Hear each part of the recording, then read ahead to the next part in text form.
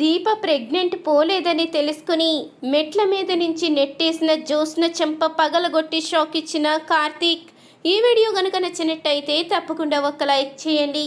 ఇక దీపకైతే ప్రెగ్నెన్సీ ఎలాంటి ఇబ్బంది లేదని, ఆపరేషన్ వల్ల పోతుంది అనుకున్న ప్రెగ్నెంట్ పోలేదని డాక్టర్ అయితే చెప్తూ ఉంటుంది. కార్తీక్, మీ విషయంలో ఏదో మిరాకిల్ జరిగింది. అసలు ఇలా ఆపరేషన్ జరిగినప్పుడు ప్రెగ్నెంట్ అనేది నిలబడడం 100% సాధ్యం కాదు. కానీ ఆ దేవుడు దయో ఏంటో కానీ ప్రెగ్నెంట్ పోలేదని డాక్టర్ హారిక చెప్పంగానే కార్తీక్ అయితే ఎంతగానో సంతోషపడుతూ ఉంటాడు. ఇక దీప కూడా చాలా ఆనందపడుతూ, మీ రుణం ఎప్పటికీ తీర్చుకోలేము, మా విషయంలో మీరు చాలా సహాయం చేశారు, అసలు ఒక డాక్టర్గా కన్నా నాకు తోడబుట్టిన వాళ్ళ ఎంతో మేలు చేశారు అంటూ దీప అయితే చెప్తూ ఉండగా, లేదు దీప, నువ్వు చేసిన త్యాగం ముందు నేను చేసింది పెద్ద లెక్కేమీ కాదు. అంటే నువ్వు నీ కన్న తల్లి కోసం నీ కన్న బిడ్డని త్యాగం చేయడానికి సిద్ధపడ్డావు. అందుకని ఆ దేవుడు నీలాంటి వాళ్ళ విషయంలో అన్యాయం చేయడం ఇష్టం లేక నీ బిడ్డను నిలబెట్టినట్టున్నాడు. చాలా సంతోషంగా ఉంది. నేను ఇన్ని కేసులు ఎప్పుడూ కూడా ఇలాంటి మిరాకిల్ చూడలేదు అంటూ ఇక చెప్తూ ఉంటుంది హారిక. అయితే ఇంతలో ఇక కార్తీక్ అయితే దీపతో ఇంటికైతే వస్తాడు. అప్పుడే కాంచన అయితే అడుగుతూ ఉంటుంది, ఏం చేశారా, అసలు శుభవార్త తీసుకువచ్చారా లేదా అంటూ అడుగుతూ ఉండగా, అమ్మా నువ్వు భయపడవలసిన అవసరమే లేదు, దీప కడుపులో బిడ్డకి ఎలాంటి ప్రమాదం లేదని డాక్టర్ చెప్పారు.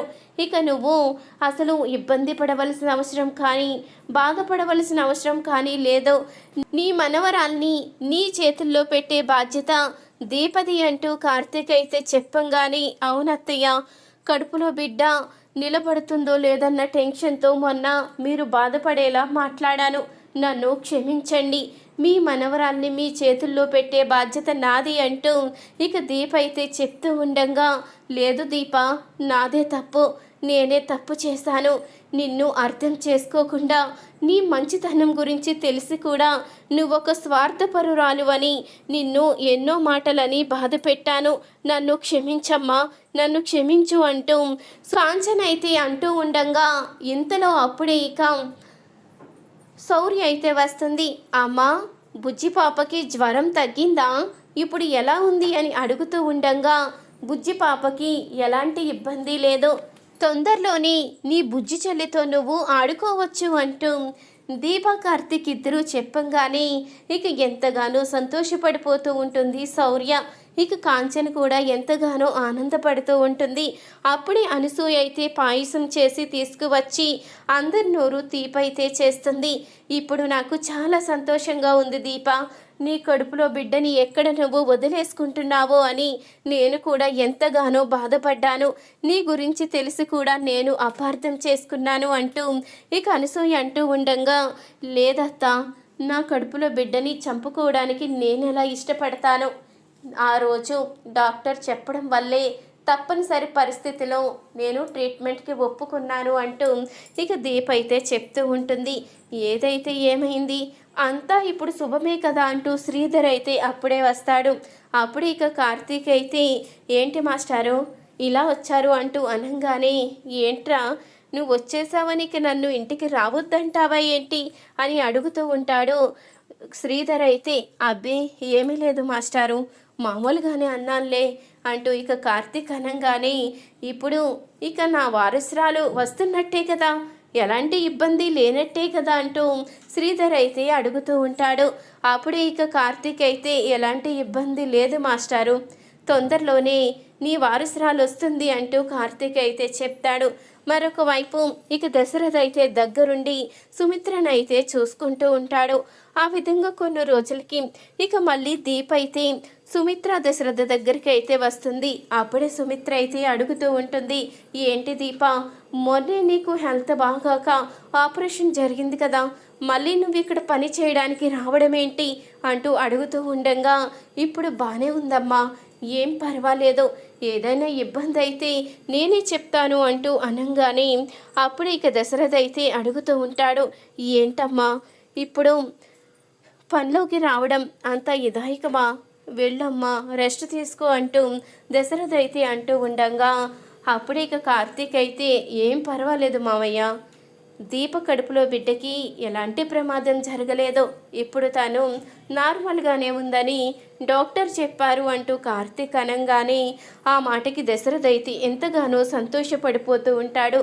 ఏంటి, నా మనవరాలు తొందరలోనే రాబోతుందా, మా అమ్మ పుట్టబోతుందా అంటూ దశరథ అయితే ఆనందపడుతూ ఉండంగా అవును మామయ్య, మీ అమ్మ తొందరలోనే రాబోతుంది అంటూ కార్తీక్ అయితే చెప్తూ ఉండంగా ఇంతలో ఈ మాటలు జోష్న అయితే వినేస్తుంది. అప్పుడే ఇక జోష్న అయితే నిర్ణయించుకుంటుంది, లేదో ఈ ఇంటికి ఏదో నిజంగా వారసురాలు వస్తున్నట్టు వీళ్ళందరూ మురిసిపోతున్నారు, అలా మురిసిపోవడానికి వీల్లేదు, దీప ప్రెగ్నెంట్ నిలబడ్డానికి వీల్లేదు అంటూ ఆలోచిస్తూ ఉంటుంది. అప్పుడే ఇక దీప అయితే కాఫీ చేసి తీసుకువస్తానని చెప్పి కిందకి కిచెన్ రూమ్లోకి అయితే వస్తుంది. ఇంతలో ఇక సుమిత్ర అయితే దశరథతో చెప్తూ ఉంటుంది, మనం కూడా కిందకి వెళ్ళిపోదాము, తను కాఫీ తీసుకుని పై వరకు ఎక్కడొస్తుంది, తను ఒట్టు మనిషి కూడా కాదు కదా అంటూ సుమిత్ర అనగానే సరే సుమిత్ర వెళ్దాం పద అంటూ దశరథ అయితే సుమిత్రను కిందకైతే తీసుకుని వస్తాడు. ఇంతలో దశరథకి ఫోన్ రావడంతో బయటికి వెళ్ళి ఫోన్ మాట్లాడుతూ ఉండంగా ఇంతలో దీప్ అయితే కాఫీ చేసి తీసుకువస్తుంది.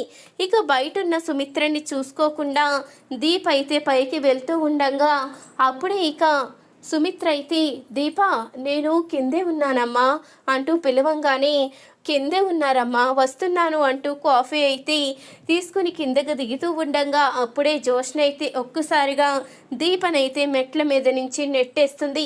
ఇంతలో ఇక అది చూసిన సుమిత్ర అయితే దీపను పట్టుకోవడంతో దీప కడుపుకైతే ఎలాంటి దెబ్బ తగలకుండా బయట అయితే పడుతుంది. అప్పుడే ఇక అది చూసిన సుమిత్ర అయితే కోపంగా జోష్న అంటూ అరవంగానే ఏంటి మమ్మీ ఎందుకు నా మీద కోప్పడుతున్నావు అంటూ అడుగుతూ ఉంటుంది జోష్న. నేను చూడలేదు అనుకున్నావా, దీపను వెనుక నుంచి నెట్టేసింది నువ్వే, నేను నా కళ్ళతో చూశాను, ఎందుకు ఇలాంటి పనులు చేశావు అంటూ సుమిత్ర అయితే అడుగుతూ ఉండంగా అప్పుడే ఇంతలో కార్తీక్ అయితే వస్తాడు. ఇక పడిపోయిన దీపను చూసి తను బాధపడడం చూసి కార్తీక్ అయితే కోపంగా జోష్న చెంపైతే పగలగొడతాడు. నా భార్యని కింద నెట్టేయడానికి నువ్వెవరు, అసలు నువ్వు మనిషివేనా, నీ మీద జాలితో ఎలాంటి విషయాలు బయట పెట్టకుండా వదిలేశానని అనుకుంటున్నావా, లేదు తొందరలోనే అన్ని విషయాలు బయట పెడతాను, ఒక్కొక్కటిగా సాక్ష్యాలతో సహా బయటికి తీసుకువస్తాను, ఎవరు ఎలాంటి వారో అన్నీ బయట పెడతాను అంటూ కార్తీక్ అంటూ ఉండంగా అప్పుడే పారిజాతం అయితే వస్తుంది. ఏమైందిరా కార్తీక్, అన్నీ బయట పెడతాను అంటున్నావు అంటూ అడుగుతూ ఉండంగా ఏమైందా, నీ పెంపకం ఇలా ఏడ్చింది చూసావా, కడుపుతో ఉందన్న జాలి లేకుండా నా భార్యని ఎలా మెట్ల మీద నుంచి నెట్టేసిందో అంటూ ఇక కార్తీక్ అంటూ ఉండంగా చూడు, ఏదో మనవరాలన్న హక్కుతో పెంచాను కదా అని అది చేసిన ప్రతిదానికి నన్నే నిందిస్తే ఎలా కుదురుతుంది, నేనేం తప్పు చేశాను, నువ్వేదైనా అనాలనుకుంటే తననను అంటూ పారిజాతం అంటూ ఉండంగా అంటాను, తొందరలోనే అందరికీ కార్తీక్ అంటే ఏంటో తెలిసేలా చేస్తాను, అన్ని నిజాలు సాక్ష్యాలతో సహా బయట పెట్టి ఎవరు ఎక్కడుండాలో అక్కడే ఉండేలా చేస్తాను, ఇప్పటి వరకు కొన్ని కారణాల వల్ల వదిలేయచ్చు, ఇక మీదట వదిలే ప్రసక్తే లేదు, ఎవరిని వదిలిపెట్టను, అందరినీ కూడా ఎక్కడికి పంపించాలో అక్కడికే పంపిస్తాను, నా భార్య విషయంలో ఇలాంటి పనులు చేస్తే అస్సలు ఊరుకునే ప్రసక్తే లేదు, ఇప్పుడు చెంప దెబ్బతో వదిలిపెట్టాను, ఇంకొకసారి గనుక ఏదైనా చెయ్యాలని చూస్తే ప్రాణాలు తీసేస్తాను అంటూ కార్తీక్ అయితే ఇక జోష్నకి వార్నింగ్ అయితే ఇస్తాడు. అప్పుడు ఇక జోష్న అయితే ఇదేంటి అన్ని విషయాలు బయట పెడతాను అని బెదిరిస్తున్నాడు, అసలు ఏం జరుగుతుంది, నేను సుమిత్ర దశరథుల కూతురునని ఆపరేషన్ చేసినప్పుడే అర్థమైంది. మరి ఇంకేం విషయాలు బయట పెడతాడో అర్థం కావడం లేదు అంటూ జోష్నైతే తన మనసులో అనుకుంటూ కంగారు పడుతూ ఉంటుంది. ఇంతలో ఇక పారిజాతం కూడా కంగారు పడుతూ ఉంటుంది. ఇంకేం బయట పెడతాడు, నేను బిడ్డల్ని మార్చిన విషయమే అయ్యుంటుంది అంటూ పారిజాతం కూడా షాకే చూస్తూ ఉంటుంది. ఈ వీడియో కనుక నచ్చితే తప్పకుండా ఒక లైక్ చేయండి. మీరిచ్చే ఒక చిన్న లైక్ మా ఛానల్కి ఎంతో మోటివేషన్ ఇస్తుంది.